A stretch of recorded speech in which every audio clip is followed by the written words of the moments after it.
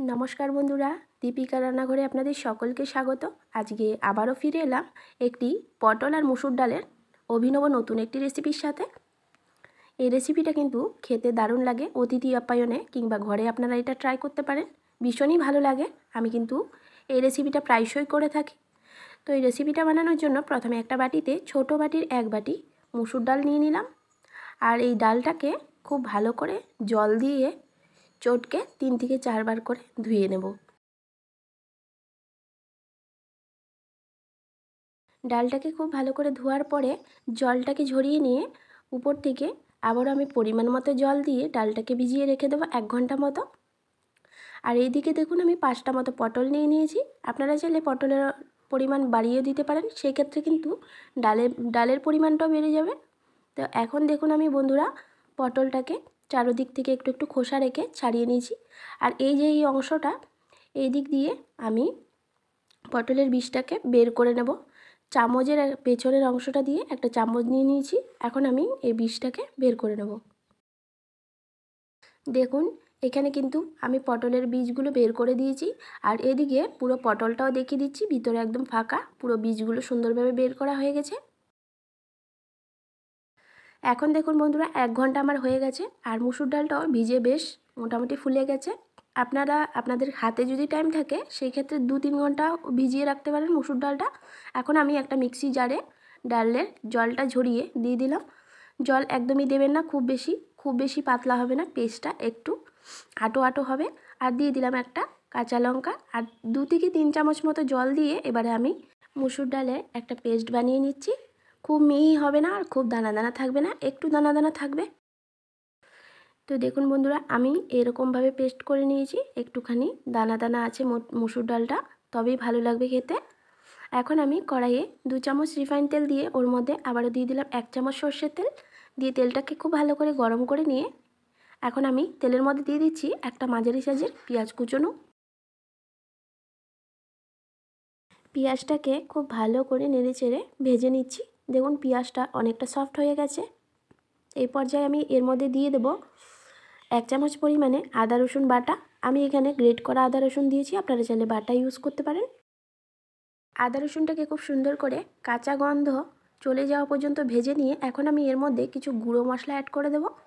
প্রথমে দিয়ে দিচ্ছি 1/2 চামচেরও খুব কম হলুদের গুঁড়ো, 1/2 চামচ জিরের গুঁড়ো, 1 চামচ লঙ্কার গুঁড়ো, আর দিয়ে দিচ্ছি স্বাদ মতো নুন, একটুখানি চিনি আর 2 থেকে 3 চামচ মতো জল দিয়ে খুব ভালো করে মশলাটাকে কষিয়ে নিচ্ছি। দেখুন মশলাটাকে আমি খুব সুন্দরভাবে কষিয়ে নিয়েছি। এখন আমি এর মধ্যে দিয়ে দিচ্ছি সেই বের করে রাখা পটলের বীজগুলো। তো বীজগুলো দিয়ে আবারও খুব ভালো করে নাড়াচাড়া করে একটুখানি বীজের সাথে মশলাটাকে কষিয়ে নেব। মশলা খুব ভালো করে কষে গেলে এখন আমি এর মধ্যে দিয়ে দেব যেটা আমি গ্রাইন্ড করে রেখেছিলাম মুসুরি ডালের বাটাটা, সেটা দিয়ে দিলাম। আর দিয়ে মশলার সাথে মুসুরি ডালের এই পেস্টটাকে খুব ভালো করে ঝুরঝুরে করে ভেজে নিয়ে পুরটাকে রেডি করে নিতে হবে সুন্দরভাবে।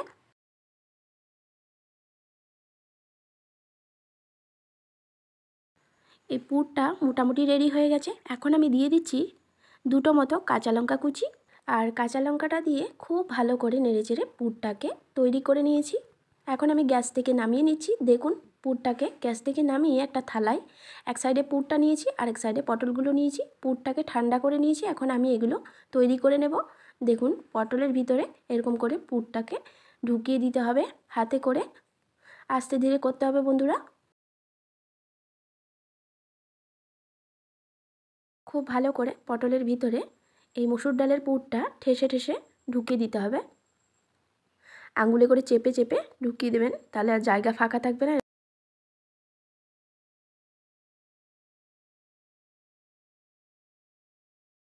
তো দেখুন বন্ধুরা একই রকমভাবে আমি সবগুলো পটল এইভাবে পুর ভরে ভরে রেডি করে নিয়েছি।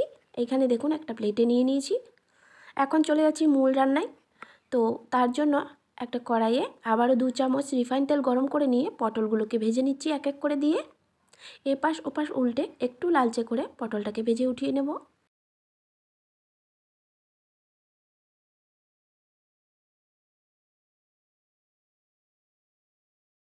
দেখুন বন্ধুরা, পটলটা এই পর্যায়ে আমার ভাজা হয়ে গেছে। এখন আমি কড়াই থেকে তুলে নিচ্ছি ভাজা পটলগুলোকে। আর এখন সেই কড়াইয়ের মধ্যেই পটল ভাজার তেল ছিল, ওর মধ্যে দিয়ে দিলাম 2 চামচ আবারও সর্ষের তেল, দিয়ে দিলাম হাফ চামচ গোটা জিরে আর খুব সামান্য গোটা গরম মশলা, আর দিয়ে দিচ্ছি একটা তেজপাতা। ফোড়নটাকে একটুখানি নাড়াচাড়া করে ভেজে নিয়ে এর মধ্যে দিয়ে দিচ্ছি একটা মাঝারি সাইজের টমেটো পেস্ট করা। আমি এটাকে গ্রাইন্ডারে দিয়ে পেস্ট করে নিয়েছি। টমেটোর পেস্ট দিয়ে একটুখানি নাড়াচাড়া করে নিয়ে এর মধ্যে আমি দিয়ে দেব 2টো মতো কাঁচা লঙ্কা কুচি।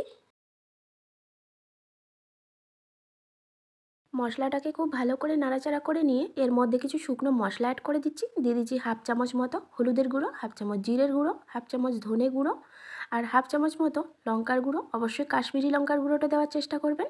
স্বাদ মতো নুন আর খুব সামান্য ব্যালেন্সের জন্য চিনি দিয়ে মশলাটাকে এবারে খুব ভালো করে কষিয়ে নিতে হবে। একদম তেল ছেড়ে আসা পর্যন্ত কষিয়ে নেব মশলাটাকে। দেখুন বন্ধুরা, মশলাটা খুব সুন্দরভাবে কষে গেছে। এখন আমি এর মধ্যে দিয়ে দিচ্ছি 2 চামচ পরিমাণে ফেটানো টক দই। আর টক দই অবশ্যই ফেটিয়ে দেওয়ার চেষ্টা করবেন, নাহলে পরে দেওয়ার পরে এই টক দই কিন্তু কেটে যায়। এখন আমি আবারও ভালো করে নেড়ে চেড়ে নিয়ে টক দইয়ের সাথে মশলাটাকে কষিয়ে নিচ্ছি। দেখুন কি সুন্দর তেল ছেড়ে দিয়েছে মশলাটা, একদম রেডি হয়ে গেছে, আর বেশি টাইম লাগবে না। এবার আমি এর মধ্যে জল অ্যাড করে দেবো পরিমাণ মতো। এখন আমি যেই বাটিতে দইটা ফেটিয়েছিলাম সেই বাটিটা ধুয়ে 1 বাটি জল দিয়ে দিলাম।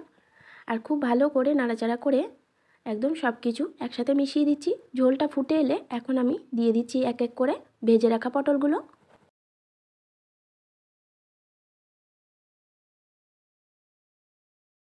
তারপরে ঢাকা দিয়ে লো ফ্লেমে 2 থেকে 3 মিনিট মতো রান্না করে নিচ্ছি। দেখুন ঢাকাটা খুলে নিয়েছি। এখন আলতো হাতে একটু নাড়াচাড়া করে দিচ্ছি।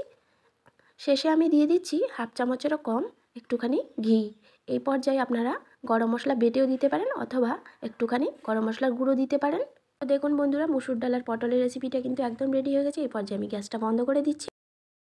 আশা করছি আজকের এই রেসিপিটি আমার বন্ধুদের খুব ভালো লেগেছে। রেসিপিটি ভালো লেগে থাকলে আমার চ্যানেলটিকে like, comment, share and subscribe করবেন।